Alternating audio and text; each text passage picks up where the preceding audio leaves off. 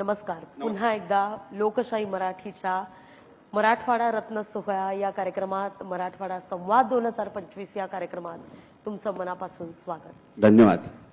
ज्या काळ्या मातीनं घडवलं तुम्हाला, आज त्याच मातीत येऊन हा पुरस्कार स्वीकारताना काय वाटतं? जशी कितीही अनेकांनी कौतुक केलं तरी आईनं जेव्हा मायेनं जवळ घेतल्यावर वाटतं तसं वाटतंय का आज? सर्वप्रथम लोकशाही वाहिनीचं फार मनापासून मी आभार मानतो. त्यांनी हा पुरस्कार मला देऊ केला. खरं तर जेव्हा आपल्या घरी आपलं कौतुक होतं तेव्हा आपल्याला नुसतं प्रोत्साहन नाही मिळत, तर आपल्याला उभारी मिळते नवीन काम करण्याची. पण त्याबद्दल तर मी सगळ्यांचे आभार मानतोच, पण एक विनंती करतो लागवी. वाजलाय 1, बाहेर तुम्ही बुफे लावलाय, बहुतेक लोकांना भोका पण लागल्या असतील. म्हणजे आपण बोलूया ना? येस, मग थँक्यू. मराठवाड्यातल्या लोकांना वैचारिक खाद्याची एवढी सवय झालेली आहे की बुफे लागला तरी चालेल, पण हे आपण ऐकलंच पाहिजे. येस. मला प्रवास आठवतो तो 1993 सालचा. म्हणजे आज अतुलजी पण इकडे आहेत. त्यांचे वडील तेव्हा आमदार होते आणि तेव्हा अतुलजींचं म्हणजे आज जे अंजली थिएटर आहे तेव्हा ते एक सिंगल थिएटर होतं आणि त्या अंजली टॉकीज मध्ये आम्ही पिक्चर बघायला जायचो आणि त्या पिक्चर बघता बघता चित्रपटामध्ये काम करण्याची आवड निर्माण झाली. त्यामुळे अतुलजी सावेंचे फार मनापासून आभार की तुम्ही अंजली टॉकीजचं पुन्हा एकदा पुनर्जीवित केली, त्याबद्दल खरंच मनापासून आभार. आणि मनापासून आभार की त्यामुळे महाराष्ट्राला इतका चांगला कलाकार सुद्धा मिळाला. Thank you very much. 1993 साली जेव्हा इकडनं गेलो तेव्हा त्या प्रवासाला साक्षीदार असलेले दासू वैद्य सुद्धा समोर बसलेले आहेत. म्हणजे जर समजा तेव्हा त्यांनी एक एकांकिका मला दिली नसती, देता आधार का करू अंधार, आणि ते एकांकिका ती गाजली नसती आणि ती एकांकिका बघायला नाना पाटेकर आले नसते आणि त्यांनी आम्हाला बोलवलं नसतं, तर कदाचित मला आता पुरस्कार मिळाला नसता. म्हणजे मराठवाड्याच्या मगाशी बोलता बोलता असा विषय झाला की मंगेश म्हणाला की मराठवाड्याच्या लोकांना थोडंसं मागे राहायची सवय आहे, स्वतःहून मागायची सवय नाही किंवा स्वतःहून बोलायची सवय नाही. अगदी खरं आहे. आज आपण खूप कमी प्रमाणामध्ये बुजतो, पण तेव्हा प्रत्येक कुठलीही गोष्ट करायची असेल तर एक पाऊल मागे घेतलं जायचं की नाही आपण मराठवाड्याचे आहोत, आपली भाषा अशी आहे, या भाषेत आपण बोललो तर समोरच्या लोकांना काय वाटेल, मग ते हसतील. पण आमचा अनुभव वेगळा आहे. जेव्हा मुंबईमध्ये आम्ही गेलो तेव्हा मुंबईकरांनी आम्ही जे नवीन करतो आहोत, आमच्याकडे जे नवीन आहे ते ऍक्सेप्ट करून आम्हाला तिथे उभं राहण्याची संधी दिली. म्हणजे मुंबई ही अशी कर्मभूमी आहे, तिथे तुम्ही तुमचं नाणं खणखणीत आहे दाखवा, ते 100% वाजणार. त्यामुळे या माध्यमातून मी फक्त मराठवाड्यातल्या सगळ्या लोकांना, नुसत्या मराठवाड्यातल्याच नाही, जेही लोक मुंबईमध्ये या क्षेत्रामध्ये करिअर करू इच्छितात त्यांना एकच सांगू इच्छितो की फक्त आत्मविश्वास ठेवा, बाकी सगळं मुंबई करते. आणि त्यामुळेच मला आज जेव्हा पुरस्कार मी हा घेतोय तेव्हा मला त्यासाठी मनापासून आनंद यासाठी वाटतोय की आजपर्यंत बरेच पुरस्कार मिळाले. अभिनेता म्हणून मिळाले, धर्मवीर भाग 1, धर्मवीर भाग 2च्या निमित्ताने निर्माता म्हणून मिळाले. पण आजचा जो हा पुरस्कार आहे हा मराठवाडा रत्न म्हणून पुरस्कार जो मिळाला आहे तो सुद्धा माझ्या शहरामध्ये संभाजीनगरमध्ये 30 वर्षाची कारकिर्दी केल्यानंतर हा ऑस्करपेक्षा पण मोठा आहे. क्या बात आहे. आणि त्याचं भाग्य आम्हाला मिळालं.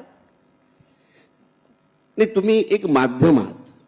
माझं असं म्हणणं आहे की आज इकडे भाग्य सांगणारे सुद्धा इथे बसलेले आहेत. आज भाग्य लिहून येतं, ते कोणी घडवू शकत नाही. माझा प्रारब्धावर खूप विश्वास आहे. माझं नेहमी असं म्हणणं आहे की प्रारब्ध सटवाईने लिहिलेलं आहे. बरोबर. जेव्हा जन्माला घालते तेव्हा सटवाई प्रारब्ध लिहून तुम्हाला पाठवते आणि त्या प्रारब्धात ठरलेलं आहे की तुला काय व्हायचंय. आता मी गेलो होतो अभिनेता होण्यासाठी. अभिनेताचा प्रयत्न करत असताना बरेच अवॉर्ड्स वगैरे सगळे मिळाले, पण एक मोठा पण होता आणि त्याच्यासमोर टिंब होती, ती म्हणजे माझा कुठलाही चित्रपट सुपरडुपर हिट झाला नाही अभिनेता म्हणून. त्याचं मला दुःख होतंच की मी एवढं चांगलं काम करतोय, लोक म्हणतात, मला पारितोषिकं मिळत आहेत, उत्कृष्ट अभिनेत्याची बक्षिसं मिळत आहेत, पण माझा चित्रपट बघायला प्रेक्षक का येत नाहीत, ते सुपरहिट का होत नाहीत, असा मला नेहमी प्रश्न पडायचा. पण माझ्या प्रारब्धामध्ये सुपरहिट निर्माता होणं लिहिलेलं होतं आणि म्हणून मी धर्मवीर 1च्या निमित्ताने आणि धर्मवीर 2च्या निमित्ताने सुपरडुपर हिट निर्माता झालो. या निमित्ताने मला थोडं मागे जायचंय. म्हणजे तुम्ही उल्लेखही केला स्ट्रगलच्या काळाचा, तो सगळा. मुळात छत्रपती संभाजीनगरमधून सुरुवात करत असताना, मग एकांकिकेच्या माध्यमातून व्यासपीठावर वावरत असताना तिथं मनाशी ठरवलंच होतं का की मुंबई गाठायची आणि आपण कलेत बापच व्हायचं? म्हणजे मला असं म्हणायचंय की या क्षेत्रात अपघातानं आलात की सुरुवातीपासूनच ठरवलेलं काहीतरी जगावेगळं करायचं? नाही, या क्षेत्रामध्ये मी अपघाताने नाही आलो, ठरवूनच आलो. मी लहानपणापासूनच बालनाट्य, मग एकांकिका, मग 3 अंकी नाटक हे सगळं करत होतो. याची ओढ मला तर म्हणजे निर्माण झालीच होती की आपण या क्षेत्रात काहीतरी केलं पाहिजे. पण जसं जसं मी वेगवेगळ्या माध्यमातून लोकांसमोर जायचो, तसं माझी गोष्ट अशी लक्ष द्यायची की मी जे करतोय ते लोकांना आवडतंय, लोक दाद देत आहेत. आणि एक गोष्ट माझी लक्षात आली की यात जर समजा मला गती मिळवायची असेल, यात जर मला काहीतरी करायचं असेल, तर एकच समुद्र आहे, तो म्हणजे मुंबई. मुंबई शिवाय पर्याय नाही आणि म्हणून मी मुंबईत जायचं ठरवलं. पण मुंबई ही अशी भूमी आहे की ती पदोपदी प्रत्येकाची परीक्षा घेत असते. मग तो अभिनेता असो किंवा तो नेता असो, ती बघते हा किती दिवस थांबणार आहे, हा मला किती वर्ष देणार आहे. मुंबई ही कधी पैसा मागत नाही. मुंबई ही नेहमी तुमचं वय, तुमचं वर्ष, तुमचा कालावधी मागते. क्या बात आहे. आणि त्यासाठी मी तिकडे गेलो. हे बघा, संघर्ष तर हा प्रत्येकाच्या आयुष्यात आहे आणि संघर्षाशिवाय फळ नाही. त्यामुळे मी संघर्ष मला करायला लागला, मी संघर्ष खूप केला, यावर मला अजिबात त्याचा अवडंबर करायला आवडत नाही. उलट माझं असं म्हणणं आहे की मी जो काळ राहिलो, जे मी 25 वर्ष मुंबईत घालवले, त्या 25 वर्षात राहिल्यामुळे मला खूप अनुभव मिळाला. मला काय करावं आणि काय करू नये, माणसानी कसं राहावं, आपलं घर सोडून माणसाने कसं राहावं आणि दुसऱ्याच्या घरात गेल्यानंतर त्या माणसांना आपलंसं कसं करावं, हे मला तिथे शिकायला मिळालं. आणि त्याबद्दल मी मनापासून मुंबईकरांचे खूप मनापासून आभार मानतो. फार महत्वाचं खरं तर तुम्ही सांगितलं की ते म्हणतात ना, लाखो सपनों का सवेरा है मुंबई, हजारो उम्मीदों का बसेरा है मुंबई. अशी ही मुंबई आहे, मायानगरी मुंबई आहे. पण इथं जर यायचं असेल, काही करून दाखवायची असेल, तर ती आत्मिक जिद्द तुमच्याकडे असायला हवी. आज जेव्हा या क्षेत्राकडे, मी धर्मवीर विषयी बोलणार आहेच, पण आपण स्ट्रगल विषयी बोलतोय म्हणून, जेव्हा या क्षेत्राकडे आता रील्सचा जमाना सध्या सुरू झालेला आहे, अगदी एक सेकंदाच्या या रील्स मधून, मी टीका नाही करत, पण बऱ्याचदा असं वाटतं की आपण कलाकार आहोत आणि या क्षेत्राकडे वळण्याचा प्रयत्न केला जातो. बदललेली माध्यमं, बदललेलं तंत्रज्ञान, हाती आलेला मोबाईल, त्यातून स्वप्न पाहणारी युवा पिढी, यांना काय सांगाल तुम्ही? जर या क्षेत्रात वळायचं असेल तर केवळ मोबाईलचं रील किंवा 1 मिनिटाचा तो व्हिडिओ तुम्हाला कलाकार म्हणून खरंच समृद्ध करतो का? अजिबात नाही, अजिबात नाही. जर असं असलं असतं तर आज जेवढे नावाजलेले कलाकार आहेत, म्हणजे अमिताभ बच्चन सरांपासून ते आत्तापर्यंत, यांनी जी कष्ट घेतली आहेत, यांचं जेवढं जे परिश्रम घेतलाय, जी तपश्चर्या, या तपश्चर्याला शून्य व्हॅल्यू राहिली असती. मोबाईलवर रील करणं किंवा मोबाईलच्या माध्यमातून लोकांसमोर येणं हे त्या लेव्हल पुरतं आहे. ठीक आहे, एखादा रील स्टार होऊ शकतो, पण तो रील स्टार हा उत्तम आहे. पण रील स्टारने स्वप्न बघणंही चुकीचं नाहीये की एक रील स्टार आहे आणि तो म्हणतो की नाही, मला मला चित्रपटाचा हिरो व्हायचंय. स्वप्न बघणं अजिबात चुकीचं नाही, स्वप्न तर बघितलंच पाहिजे.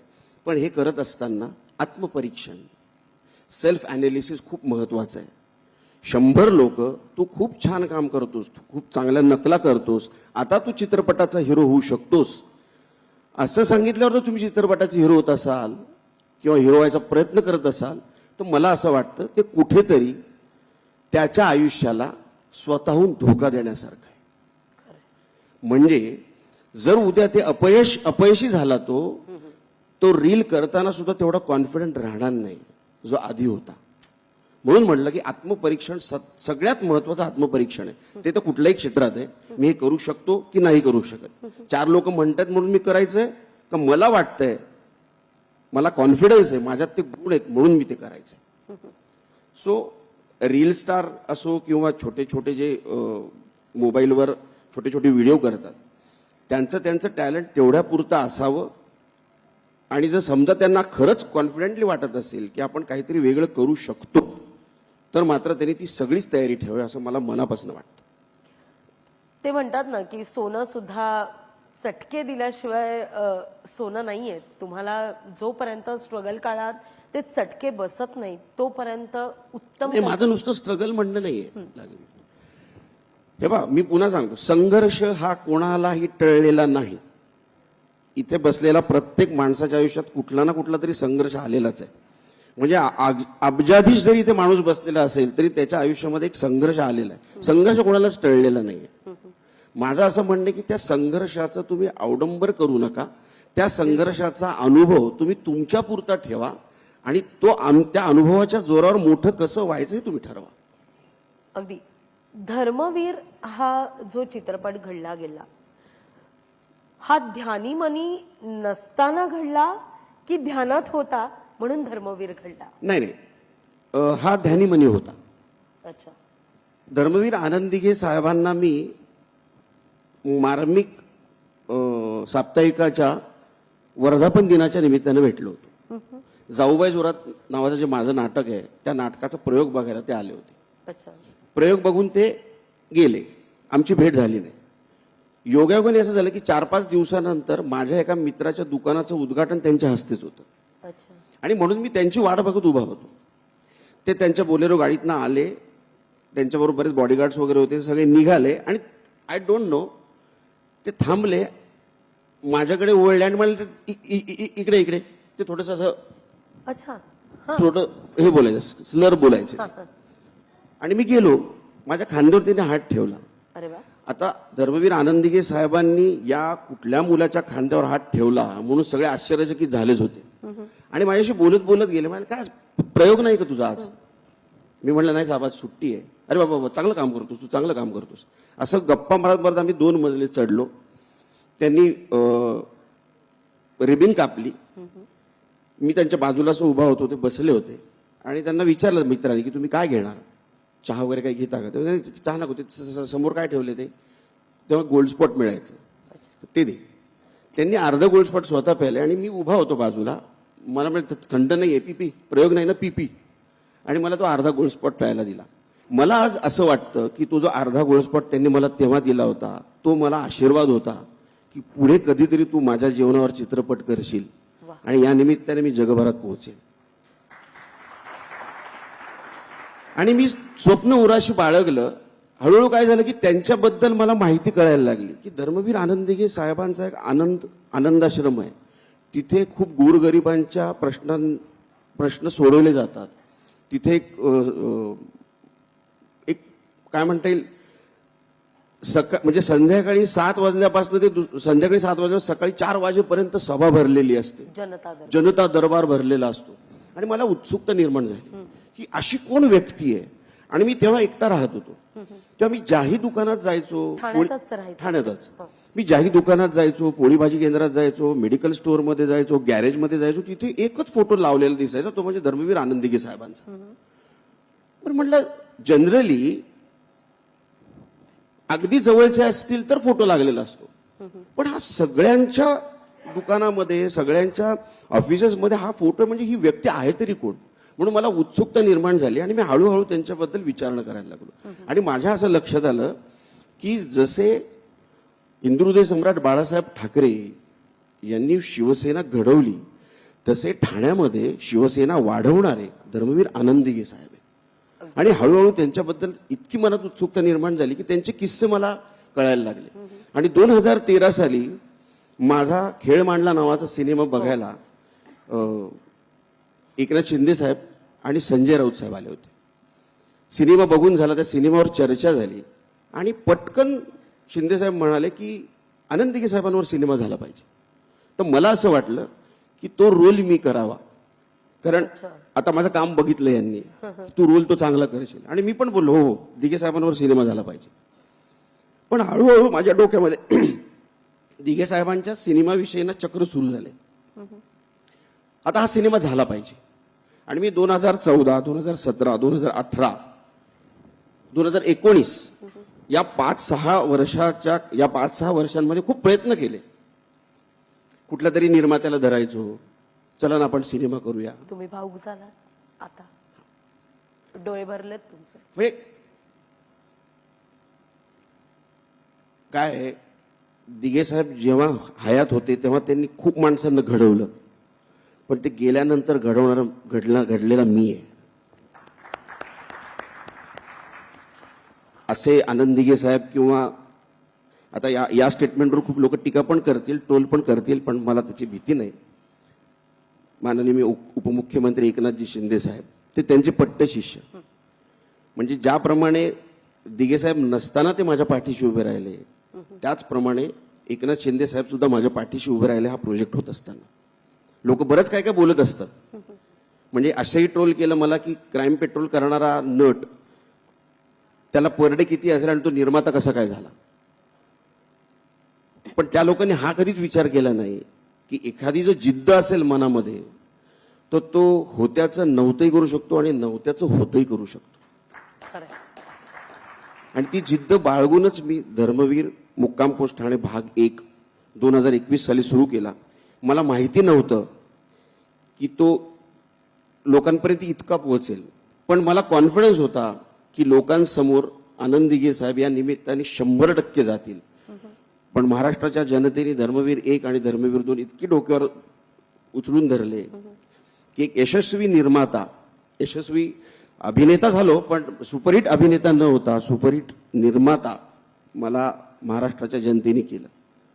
आणि मी आता अजून एक तयारी करतोय, ते 2028 साली करेन कदाचित मी, पण त्याचं प्लॅनिंग सुरू आहे, गुवाहाटी फाईल्स, जो शिंदेवर चित्रपट असेल. क्या बात आहे. तो 2028 साली मी सुरू करेन. त्याच्या आधी मला असं वाटतं की खूप लोक अशी टीका करत असतात की राजकीय माणसाशी कनेक्टेड आहे, मग राजकीय चित्रपट, मग राजकीय सगळं. पण माझं सगळ्यांना एकच म्हणणं आहे या माध्यमातनं की कोण माणूस कोणाला कधी भेटणार आहे हे कोणी सांगू शकत नाही. हे लिहून ठेवलेलं आहे ना. माननीय उपमुख्यमंत्री एकनाथजी शिंदे साहेब जर मला भेटले, ते माझ्या पाठीशी उभे राहिले, तर पोटात दुखायची गरजच नाहीये. तुमच्या पाठीशी कोणी उभा राहतो असा माणूस, तर तुम्ही तो प्रयत्न करा ना. मिळेल, तुम्हाला सुद्धा मिळेल, 100% मिळेल, प्रामाणिक जर तुमचा हेतू असेल तर. आणि म्हणून मी आता असं ठरवलंय की अजून एक चित्रपट राजकीय दृष्टिकोनातनं न करता ऐतिहासिक दृष्टिकोनातनं करूया. आणि त्याची हालचाल मी सुरू केलेली आहे. मी महादजी शिंदेवर एक चित्रपट करतोय. अरे वा. आणि तो मला असं वाटतं की 2027 साली मी तो पूर्ण करायचा प्रयत्न करेन. महाजी शिंदे खरं तर फार एक मोठं नाव, खूप मोठं व्यक्तिमत्व. साहित्य क्षेत्रात मी म्हणेन शोकांतिका म्हणायला हवी, कदाचित नसेल ते पटणारं, पण तितकं स्थान त्यांना साहित्यात नाही मिळालं महाजी शिंदेना. पण आज महाजी खूप शिंदे मोठा वॉरियर होता, अगदी खूप मोठा ग्रेट वॉरियर. खूप मोठा. आणि आज ते 70 mm वर जेव्हा दिसतील तेव्हा मात्र नाही. मी जेव्हा साहेबांना सांगितलं, उपमुख्यमंत्री एकनाथ शिंदे साहेबांना सांगितलं मी की म्हटलं असं असं चाललंय, ते म्हणाले हा आलाच पाहिजे सिनेमा. अगदी. कारण म्हणजे छत्रपती शिवाजी महाराज, त्याच्यानंतर छत्रपती संभाजी महाराज, या इतक्या मोठ्या ही एवढी मोठे वॉरियर्स होते. याच्यानंतर जे वॉरियर्स दिसत आहेत त्याच्यानंतर दिसणारे वॉरियर्स मध्ये महाजी शिंदे. अगदी अगदी शेवटचा सवाल विचारते तुम्हाला. धर्मवीर, त्यानंतर धर्मवीर 2, खेळ मांडला हा चित्रपट सुद्धा तसा सामाजिक भान ठेवत सामाजिक विषय मांडणारा होता. जाऊबाई जोरात बद्दल तर काय म्हणावं, म्हणजे सगळ्याच राजकारण्यांच्या त्या पत्नी आणि व्यासपीठावर वावरणाऱ्या, त्यामुळे तोही जरासा राजकीय असा विषय आता येऊ घातलेला, ज्याचा उल्लेख तुम्ही केला, गुवाहाटी फाईल्स. कल कुठेतरी राजकीय चित्रपटांकडे वळताना दिसतोय, म्हणून थेट सवाल करते आणि शेवटचा करते. अभिनेता, निर्माते, दिग्दर्शक मंगेश देसाई आगामी काळात नेते मंगेश देसाई म्हणून पाहायला मिळतील, कुठे राजकारणात जाण्याचा विचार आहे का? अजिबात नाही. 1001%, 1,00,000% नाही. राजकारण हा विषयच वेगळा आहे. अभिनेत्याला खूप कमी सहन करायला लागतं, निर्मात्याला खूप कमी सहन करायला लागतं, राजकारण्यांना खूप सहन करायला लागतं. तेवढे पेशन्स माझ्यात नाहीत. त्यामुळे निर्माता म्हणून आहे, निर्माता म्हणूनच राहील. निर्मिती केलेल्या चांगले चित्रपट असतील तर त्याला तुम्ही भरभरून प्रतिसाद द्यालच. अगदी. एखादा चुकला चित्रपट तर समजून घ्या, पुन्हा एकदा चांगला चित्रपट करण्याचा नक्की 100% प्रयत्न करेन. खूप खूप धन्यवाद. Thank you very much. इतक्या दिलखुलासपणे आमच्याशी गप्पा मारल्यात आणि तुमच्या आगामी प्रोजेक्ट बद्दल सुद्धा तुम्हाला खूप खूप शुभेच्छा. धन्यवाद. मनापासून आभार. मनापासून आभार. मराठवाडा संवाद 2025 पॉवर्ड बाय संत रोहिदास चर्मोद्योग व चर्मकार विकास महामंडळ, मर्यादित लीडकॉम, स्थापना 1974. Associate sponsored defence career academy, Chhatrapati Sambhajinagar व कोल्हापूर. युवक युवतींनो, भारतीय सैन्यात घडवा अभिमानास्पद करिअर. भाग्य परिवर्तन, राह हमारी चाह तुम्हारी. ज्योतिष वास्तु संस्थान, सेलिब्रिटी एस्ट्रोलॉजर ज्योतिष Acharya Sunil Kumar ji. Buldhana urban cooperative credit society limited. Mangalam wedding destination club, संस्कारों से आधुनिकता तक. गादिया ग्रुप, एक विश्वसनीय नाव. डॉक्टर भास्कर शिंदे सरांचे AIB, छत्रपती संभाजीनगर. महाराष्ट्राचा विश्वास AIB ला बनवतो खास. महाराष्ट्र इंडस्ट्रियल डेव्हलपमेंट कॉर्पोरेशन आणि नम्मा होमिओपॅथी, आरोग्य संजीवनी.